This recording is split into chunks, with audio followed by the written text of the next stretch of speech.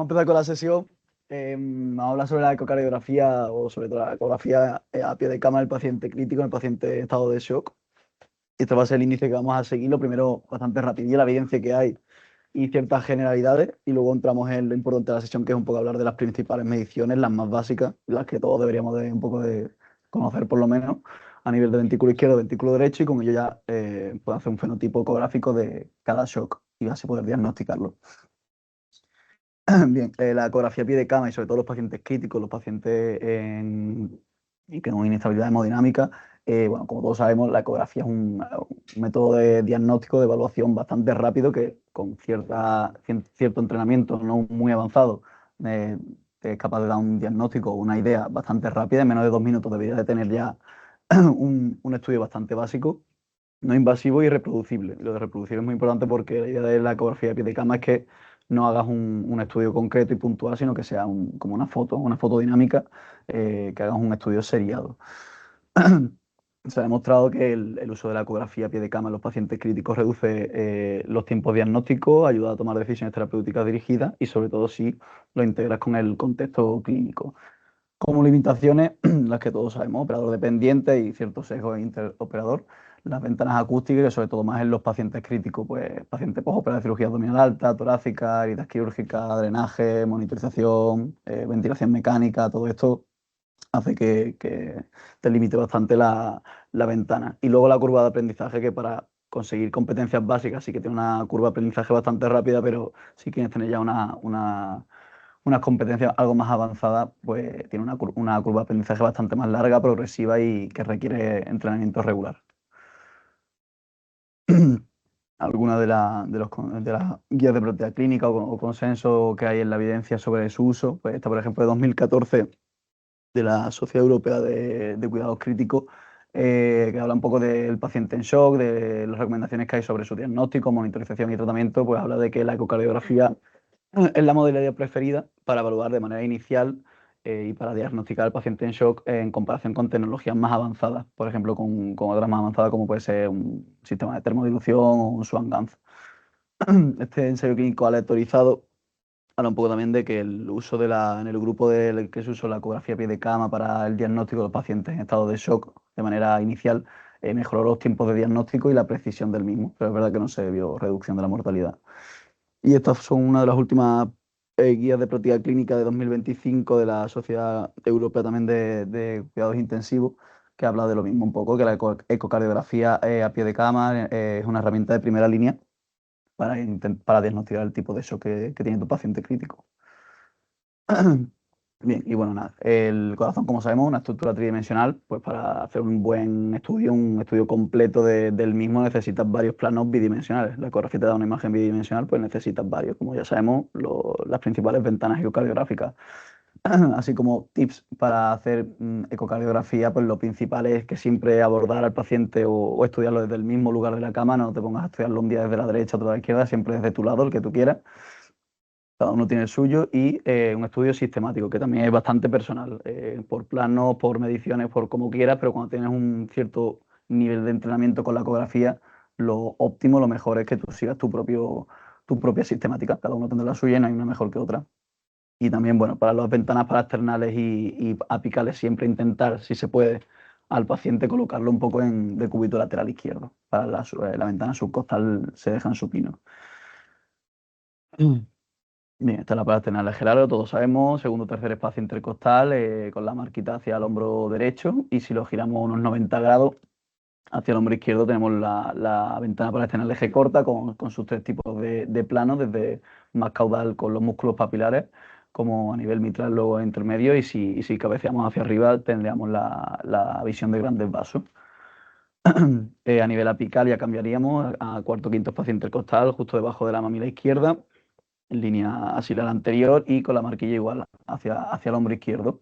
Tendríamos la imagen de 4 cámaras o de 5 cámaras con el tracto de salida del ventrículo izquierdo si cabeceamos un poco hacia cefálico.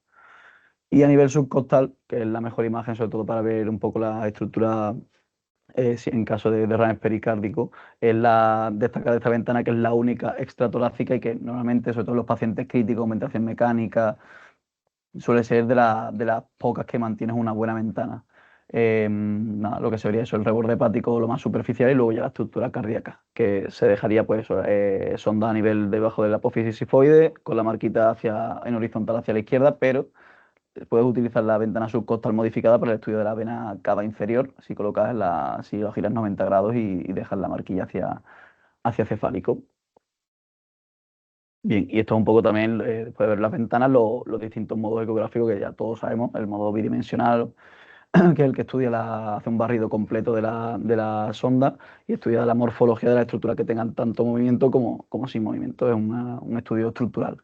El modo M, que es el modo movimiento, que solamente emite un haz de ultrasonido y lo va evaluando en el tiempo y lo que hace es estudiarle las estructuras en movimiento respecto al tiempo.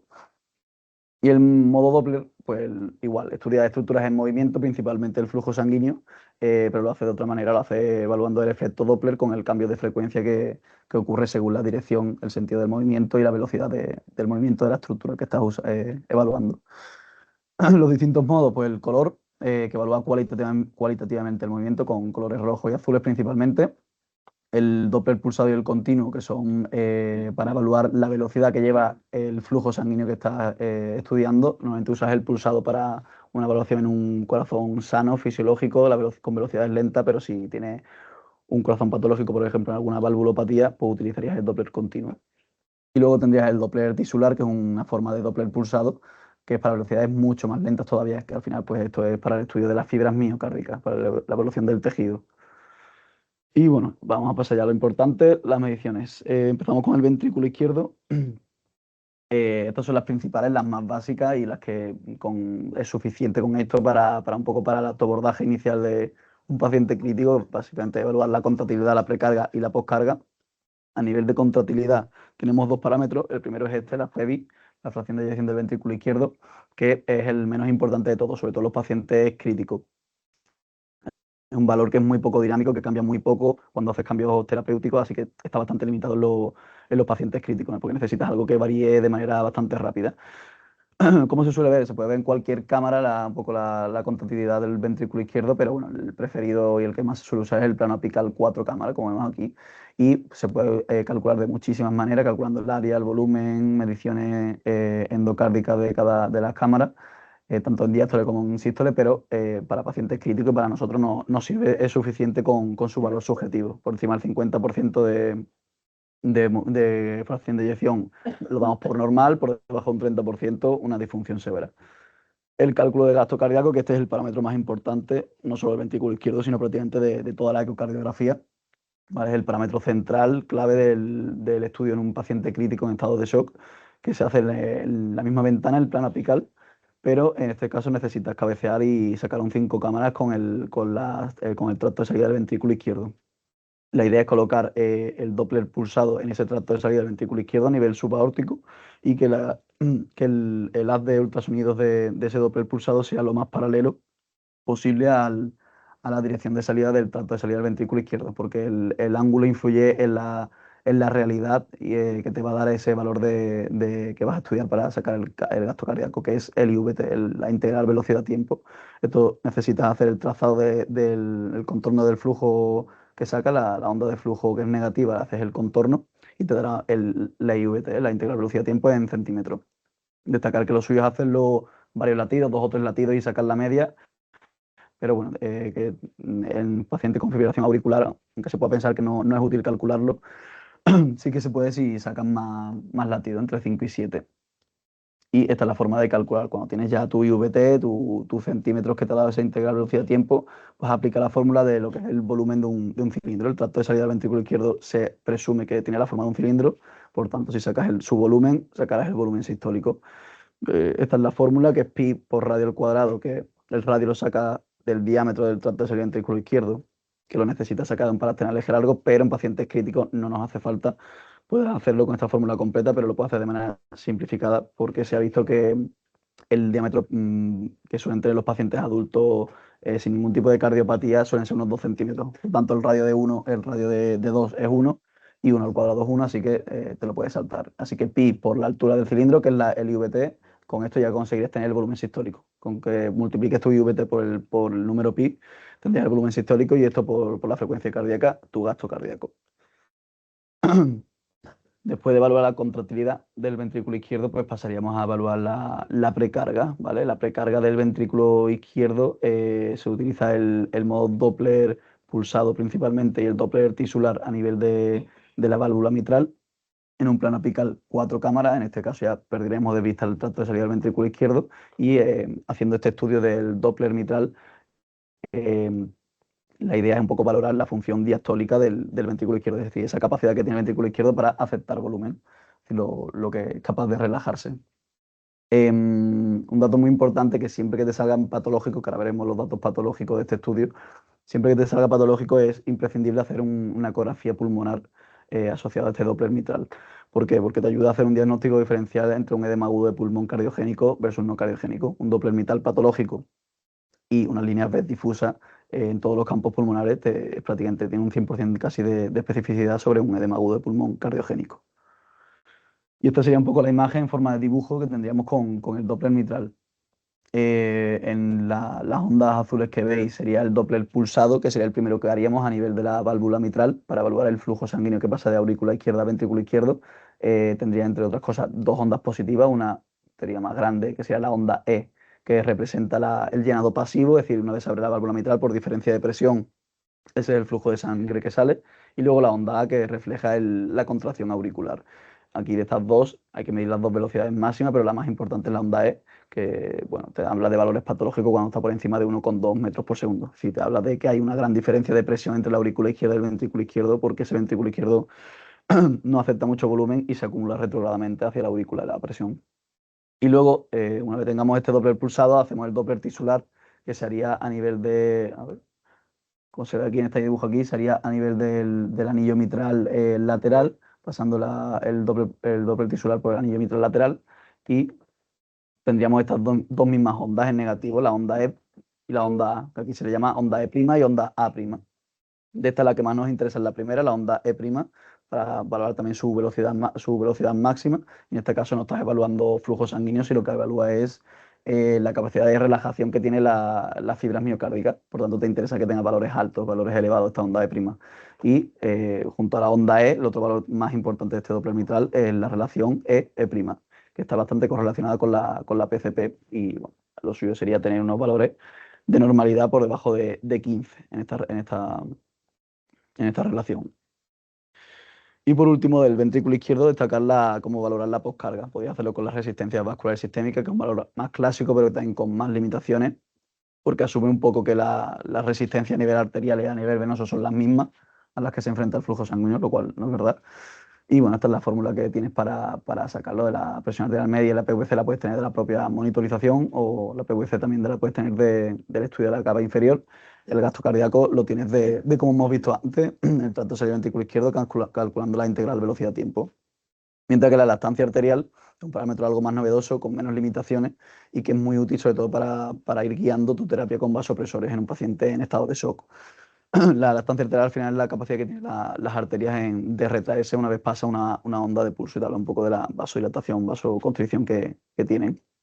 Se calcula en el numerador con el 90% de tu presión sistólica periférica, es decir, con una PANI o con un catéter radial, el 90% de esa sistólica lo pondrías en el numerador, y en el denominador tendrías tu volumen sistólico, que se calcula igual que he dicho antes, con el IVT del tracto de salida del ventrículo izquierdo. Y ventrículo derecho. Ventrículo derecho, pues lo mismo, contractilidad, precarga y poscarga. Y vamos a ver cada una de ellas. La contractilidad se hace con el TAPSE. También se puede hacer igual que antes, como el ventrículo izquierdo, calculando el IVT del tracto de salida del ventrículo derecho, pero es bastante más complicado de sacar esa imagen. Por tanto, con un TAPSE a nivel básico de paciente crítico es suficiente. El TAPSE al final es el movimiento que tiene el anillo tricuspidio desde entre la sístole y la diástole, es decir, toda su capacidad, su rango y su amplitud de movimiento que tiene en todo el ciclo cardíaco, y lo sacaríamos, pues, como la mayoría de los valores, en un plano apical 4 cámaras. En este caso deberíamos intentar enfocar más las cavidades derechas y usar el modo M, el modo movimiento, en el anillo lateral del anillo tricuspidio. Bueno, y esto te saldría esta imagen como de montañas, que lo que habría que hacer es una medición desde el punto más bajo al punto más alto, es decir, toda esa amplitud de movimiento que tiene ese anillo tricuspidio, y valorar su amplitud de movimiento. 17 milímetros es un poco el rango que se pone de límite. Por debajo de 17 milímetros del TAPSE está hablando ya de disfunción del ventrículo derecho a nivel sistólico, y por debajo de 10-12 milímetros una disfunción severa. La poscarga, que es lo más importante de evaluar del ventrículo derecho, porque te va a marcar un poco la causa del fallo del ventrículo derecho. Tienes varias maneras de evaluarlo. Yo lo divido un poco así. Primero las formas que tienes de evaluarlo de manera visual, y luego ya de manera cuantitativa con efecto Doppler. Las dos maneras de evaluar una poscarga alta del ventrículo derecho a nivel visual es el tamaño del ventrículo derecho respecto al ventrículo izquierdo. Lo hace también en un plano apical 4 cámaras, aunque te puede valer cualquier otro plano. Y valores por encima de 1, es decir, un ventrículo derecho más grande que un ventrículo izquierdo. Te está hablando de una hipertensión pulmonar seguramente severa, por tanto una poscarga elevada del ventrículo derecho. Y luego el septo interventricular, que aquí sí que tienes que buscar una ventana concreta, que además suele ser bastante compleja, suele ser una ventana que no muchas veces los pacientes tienen buena ventana sobre ella, que es el parasternal eje corto, sobre todo a nivel de los músculos papilares y de la válvula mitral. En principio la imagen, que deberías de tener una imagen del ventrículo izquierdo concéntrica, circular, pero si la presión en el ventrículo derecho tiene momentos del ciclo cardíaco que supera el ventrículo izquierdo, ese septo interventricular se aplana y le genera una forma de D, como vemos aquí en la imagen. Una vez tengamos visto que el ventrículo derecho tiene una poscarga elevada, lo ideal sería ver si esa poscarga presupone que es algo agudo que puede estar generando esa inestabilidad a tu paciente chocado, o es una cosa crónica que el ventrículo derecho lo tiene compensado y posiblemente no sea la principal causa de tu paciente en estado crítico. ¿Cómo se hace? Se puede hacer de muchas maneras, pero la más fácil de todas es evaluar el grosor que tiene la pared del ventrículo derecho, ver si se ha hipertrofiado por una poscarga elevada crónica. Y esto lo harías en un plano subcostal, con la pared libre del ventrículo derecho, la que esté en contacto con el hígado, y medir su diámetro en diástoles. Si es más de 5 milímetros, das por hecho que está hipertrofiado e indica cronicidad de esa poscarga elevada. Y luego, las maneras que tenemos de evaluar con efecto Doppler la poscarga del ventrículo derecho, que además te ayudan a estimar la presión de la arteria pulmonar sistólica. Una de ellas es valorar si existe presencia de insuficiencia tricuspidia o no. Al final, cuando tienes un ventrículo derecho dilatado por una poscarga elevada, los anillos tricuspidios pues, no van a coaptar bien, y esto generará una insuficiencia tricuspidia. Esto lo valoramos pues igual, plano apical 4 cámaras, un Doppler color, ver esa jet de regurgitación con ese patrón en mosaico de velocidades elevadas, y provocar un Doppler continuo en este jet. Se usa el Doppler continuo porque, como hemos dicho antes, pues está valorando velocidades patológicas, velocidades muy rápidas. La velocidad máxima, como vemos aquí abajo, la velocidad máxima de ese flujo de regurgitación, cuando según la velocidad que te dé, puedes estimar la probabilidad de la hipertensión pulmonar que tiene tu paciente. Y se ha establecido unos valores que superiores a 3,4 metros por segundo te habla de una probabilidad bastante alta de hipertensión pulmonar severa. La otra manera que tienes de estimar la presión de la arteria pulmonar sistólica es evaluando el gradiente máximo que hay entre estas dos cámaras, entre la aurícula derecha y ventrículo derecho. ¿Por qué? Porque se estima que si no hay ninguna patología en la válvula pulmonar, la presión del ventrículo derecho se asemeja a la presión sistólica de la arteria pulmonar. Entonces, cuando tú marcas tu velocidad máxima, el ecógrafo ya de por sí te da un gradiente de presiones máximo, que si lo sumas a la PVC, que la puedes tener de la monitorización o del estudio de la cava inferior, te dará esa presión arterial pulmonar sistólica. Cuando estás por encima de 40 ya te habla de alta probabilidad de hipertensión pulmonar, por encima de 60 te está hablando ya de una hipertensión pulmonar severa. Y por último, para evaluar la poscarga, y un dato bastante importante es evaluar el tracto de salida del ventrículo derecho. Vale, esta es la ventana que aquí debemos de sacar, pues son posiblemente las más complicadas, de las que los pacientes no suelen tener buenas ventanas, que son el parasternal eje corto a nivel de grandes vasos, o en el subcostal modificado, cabeceando para sacar los grandes vasos y así encontrar el tracto de salida del ventrículo derecho. Y en caso de que consigamos sacar esta ventana, pues deberíamos de evaluar dos medidas, que una es la morfología que tenga ese flujo que sale por el tracto salida del ventrículo derecho, y el tiempo de aceleración, es decir, el tiempo que tarda desde el inicio del flujo a su pico máximo. Colocaremos el Doppler pulsado, y la manera de evaluar la morfología, pues el flujo tipo 1, que es el flujo normal, en caso de no haber poscarga elevada, debería tener una morfología en forma de parábola, bastante simétrico, pero a medida que se va haciendo severa esa poscarga elevada, esa hipertensión pulmonar severa, el pico de velocidad máxima se va hacia la izquierda, es decir, es más precoz. Y esto lo podemos cuantificar con el tiempo de aceleración. Si medimos el tiempo de aceleración, que es tiempo en milisegundos desde el inicio del flujo hasta su pico, cuanto más bajo es ese tiempo, más rápido se llega a esa velocidad máxima y más severidad de la hipertensión pulmonar. Valores por debajo de 100 milisegundos, ya te habla de hipertensión pulmonar, por debajo de 60 milisegundos, hipertensión pulmonar severa. Bien, la precarga del ventrículo derecho, la manera más habitual de evaluarlo es con el estudio de la vena cava inferior. Esto yo creo que lo voy a pasar rápido porque más o menos todos lo sabemos. Ventana subcostal modificada. La idea sería, en vez de tener esta imagen que sería en eje largo de la vena cava inferior, lo que dicen los estudios es intentar hacerlo en su eje corto, es decir, seguir girando la sonda para encontrar el eje corto de la vena cava inferior que tiene menos variabilidad en sus mediciones e intentar que sea pues, unos 2 centímetros por debajo de la desembocadura de la aurícula derecha. Utilizaremos el modo M, mediremos su diámetro máximo, su diámetro mínimo y valoraremos pues, el diámetro máximo y la colapsabilidad que tiene. Valores normales de una cava inferior suelen estar entre 1,5 y 2,3 centímetros. Y bueno, habiendo visto ya todo esto, cómo evaluamos el ventrículo derecho, pues ya podemos un poco evaluar o saber que con este estudio ecográfico, si mi paciente está en un fallo de ventrículo derecho primario o secundario, es decir, está fallando el miocardio del ventrículo derecho por una cardiopatía isquémica, por una oclusión de la coronaria derecha o una miocardiopatía por sepsis, por ejemplo, así como la más frecuente, o me está fallando porque está luchando contra una poscarga muy elevada, es decir, un fallo secundario. Bien, para el fallo primario lo que solemos ver es un TAPSE patológico, pero sin parámetros de poscarga elevados, mientras que en el fallo secundario el TAPSE sería siendo patológico porque no puede luchar contra esa poscarga tan elevada, pero con todos los datos que acabamos de ver de poscarga elevada, un ventrículo derecho muy dilatado, septo aplanado, insuficiencia tricuspidia y el flujo del tracto sería del ventrículo derecho alterado. Y bien, habiendo visto ya todos estos datos, vamos a ver estos datos cómo los encontraríamos en cada uno de los tipos de shock. Esto es un poco el resumen, los 4 tipos principales de shock, el obstructivo, el cardiogénico, el hipovolémico, que se comportan como shock con gastos cardíacos disminuidos y, muy importante, el shock distributivo como el séptico, que es el único de los shocks que se comporta como un shock de alto gasto cardíaco.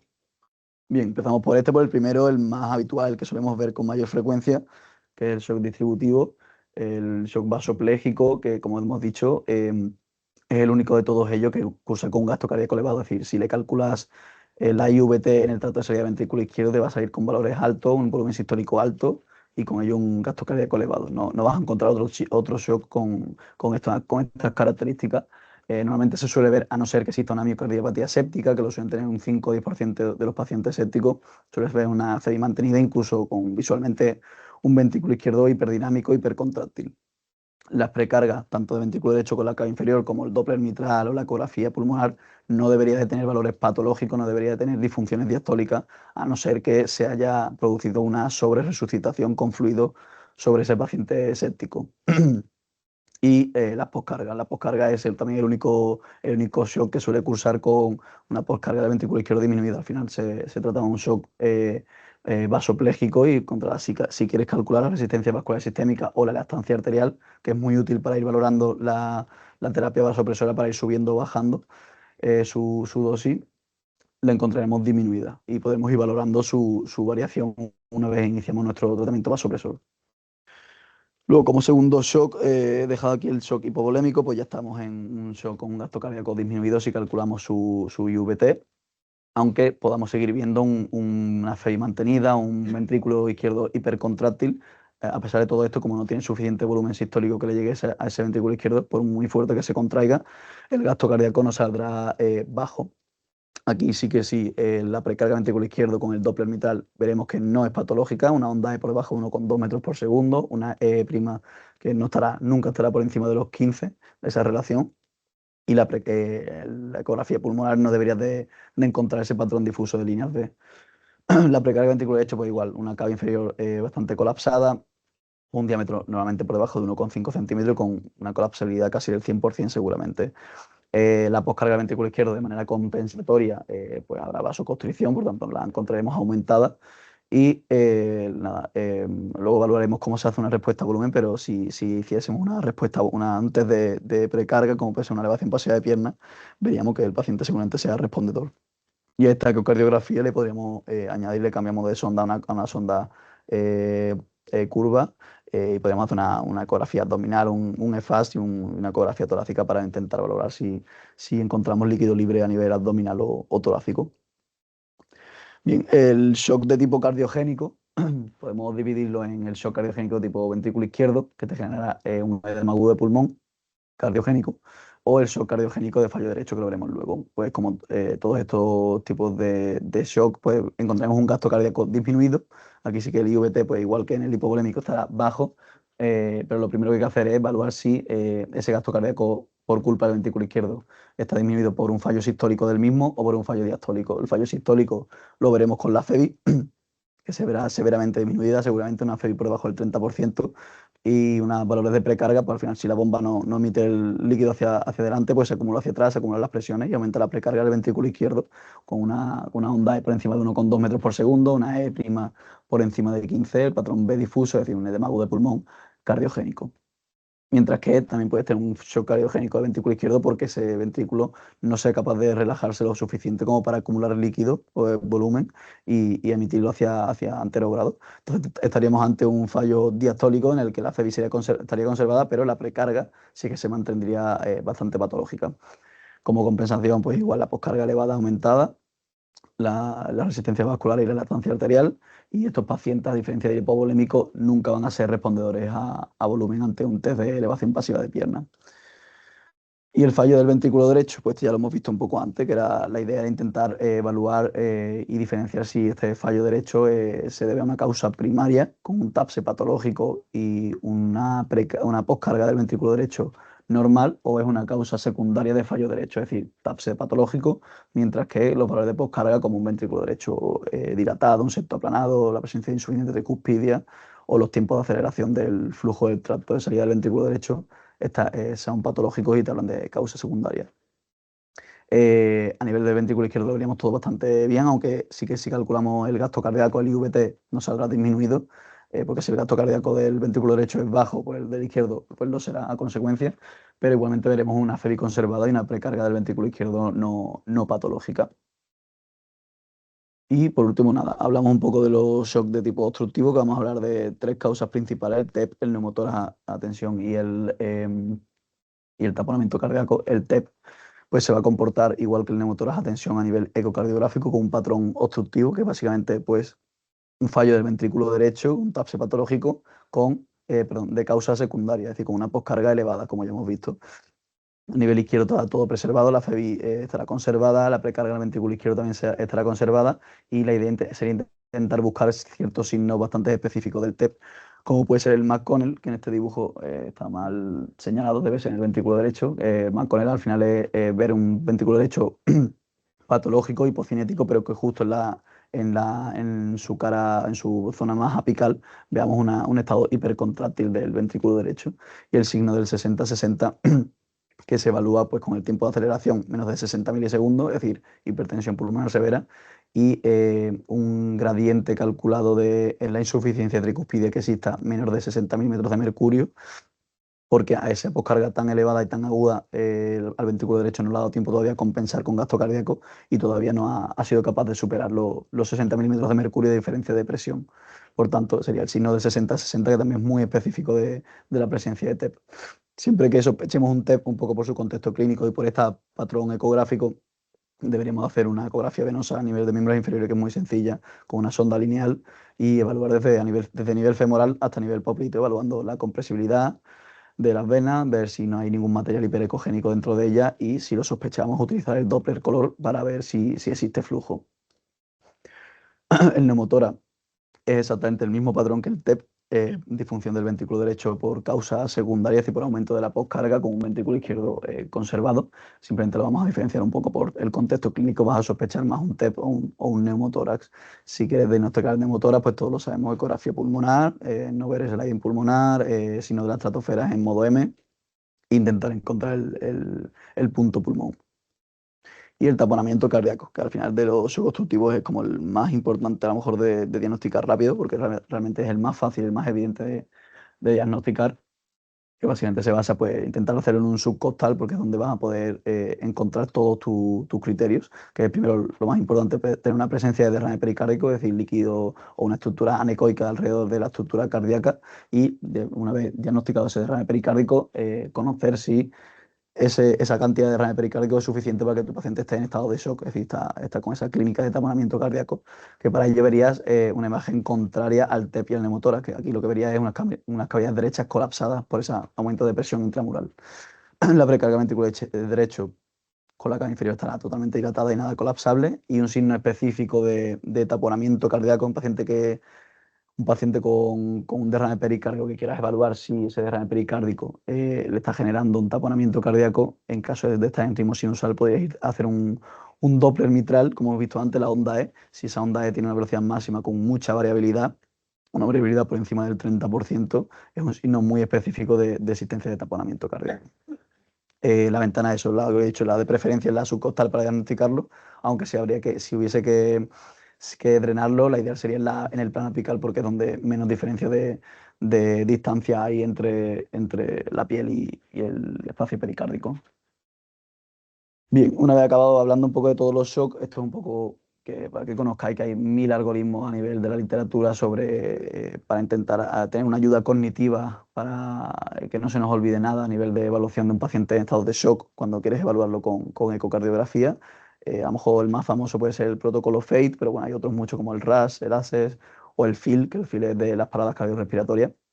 Y bueno, que es muy útil sobre todo en esos profesionales que a lo mejor están menos familiarizados con la ecografía y que sirve como ayuda cognitiva para que nunca se te olviden etiologías que son potencialmente mortales. Como limitación así, la más importante que puedo verle a estos protocolos y estos algoritmos es que muchas veces los pacientes críticos que tenemos presentan shock de tipo mixto y al final estos protocolos te simplifican mucho al paciente en un shock o en otro. Este es un ejemplo que no me voy a meter a verlo. La mayoría de las cosas que hemos visto aquí ya la hemos hablado. Simplemente destacar que prácticamente todos los algoritmos de ecocardiografía en un paciente en shock, casi que todos empiezan con la misma variable, que como hemos dicho, el parámetro central de cualquier estudio ecocardiográfico es la integral velocidad-tiempo en el tracto cerebral ventrículo izquierdo y su cálculo del gasto cardíaco, porque si tenemos un gasto cardíaco elevado, sí o sí lo que vamos a tener es un shock de tipo distributivo, no vamos a encontrar otro, o el que predomina por lo menos es el shock de tipo vasopléjico. Si encontramos un gasto cardíaco disminuido, sí que tenemos que valorar los otros tres, pero lo primero que tenemos que diferenciar y descartar es que tenga un shock obstructivo y que requiera un drenaje urgente o emergente de ese taponamiento, de ese neumotora o una fibrinolisis emergente en caso de un TEP. Y ya ahí para ir acabando con la sesión, vamos a hablar de estas dos otras utilidades, que es un poco el diagnóstico de la estenosis aórtica severa y cómo podemos hacer una evaluación ecográfica para ver respuesta a fluidos. La estenosis aórtica, bueno, en los pacientes críticos pues también es muy útil para valorar un estado en shock, pero le hemos querido dar un poco más de importancia al típico paciente que seguramente lo hayamos tenido todo, ese paciente en quirófano con una estenosis aórtica moderada o ligera moderada, que tiene estudios cardíacos pues a lo mejor de hace ya muchos meses o muchos años y tu idea era hacer una anestesia neuroaxial, pero te genera dudas si hacerlo o no, por si acaso haya progresado una estenosis severa. Y a lo mejor la última ecocardio que tienes de hace 2 años. Pues bueno, simplemente con un estudio muy rápido y muy sencillo, eres capaz de, en el propio quirófano, antes de pincharle una raqui, puedes ser capaz de valorar si esa estenosis aórtica ha empeorado y es una estenosis aórtica severa. Hay varias maneras de estudiarlo, pero la más sencilla es calculando la velocidad máxima que tiene el flujo en el tracto cerebral ventrículo izquierdo. Es decir, una plana apical, 5 cámaras, colocas el Doppler continuo porque es una valvulopatía y tendrá velocidades muy altas y marcas, como vemos en la imagen, marcamos el punto máximo, es decir, la velocidad máxima de ese flujo. Si esa velocidad máxima supera los 400 centímetros segundo, los 4 metros por segundo, estamos hablando de que tiene una estenosis aórtica severa. Por lo tanto, te contraindicaría el uso de una anestesia neuroaxial y tendrías que pasar a una anestesia general, seguramente. Y para acabar, pues bueno, la respuesta a fluidos. Como sabemos, la fluidoterapia al final, tanto quedarte corto y generar una hipovolemia como pasarte y generar una congestión sistémica, te empeora los resultados clínicos de los pacientes críticos y se ha demostrado en muchísimos estudios que tanto la hipovolemia como la congestión empeora y genera mayor disfunción renal aguda, más días de ventilación mecánica, más días de ingreso en unidades de crítico y mayor mortalidad en nuestros pacientes. debemos de saber cuál es el criterio clínico para decir que un paciente responde a volumen o no, que haya, no que aumente la presión, sino que aumente el flujo, es decir, que aumente el gasto cardíaco en más de un 10% tras aumentar su precarga. Y con esto mejoramos la perfusión sistémica y la entrega de oxígeno tisular. Y el algoritmo un poco que debemos de seguir para saber si nuestro paciente va a responder a volumen o no, debería ser preguntándonos estas tres cosillas, y solamente si las tres respuestas son un sí, administraremos una carga de volumen. Si alguna de estas respuestas es un no, no se administra volumen y habrá que evaluar tratamientos alternativos. Lo primero, el paciente debe tener un motivo para que tú quieras pasarle.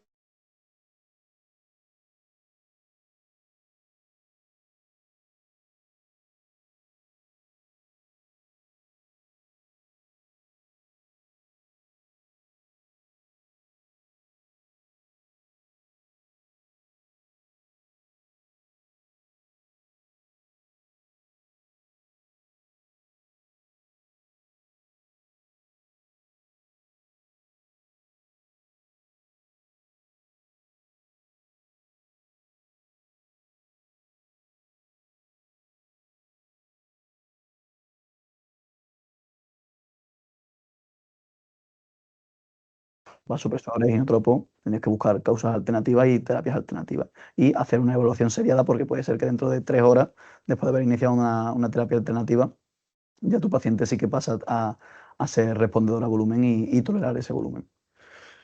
Bueno, la manera de valorar cómo responde un paciente a volumen o no, me voy a basar básicamente en la ecocardiografía, que es como el gold estándar, ¿vale? Que es básicamente hacer un plan apical 5 cámaras y calcular su VTI, es como calcular su gasto cardíaco.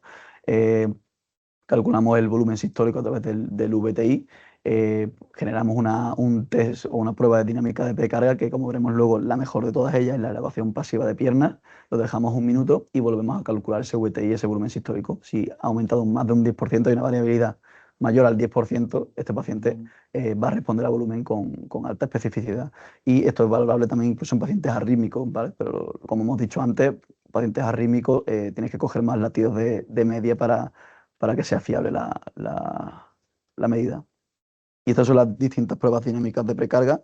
La gold estándar, la de elección, siempre es la elevación pasiva de pierna, pero que debemos desconocer otras porque tiene ciertas limitaciones. Un paciente que no tolera el decúbito supino no le puedes hacer una elevación pasiva de pierna, o una insuficiencia cardíaca aguda, o una insuficiencia respiratoria aguda.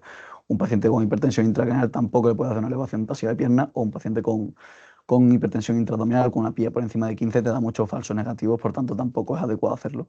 Para esto que tenemos, pues las alternativas, pues tendríamos el Mini Fluid Challenge, que sobre todo lo usaríamos para pacientes en ventilación espontánea, o el Tidal Volume Challenge, que básicamente aumentarle ese volumen tidal por encima de volúmenes de protectores en pacientes que están con ventilación mecánica.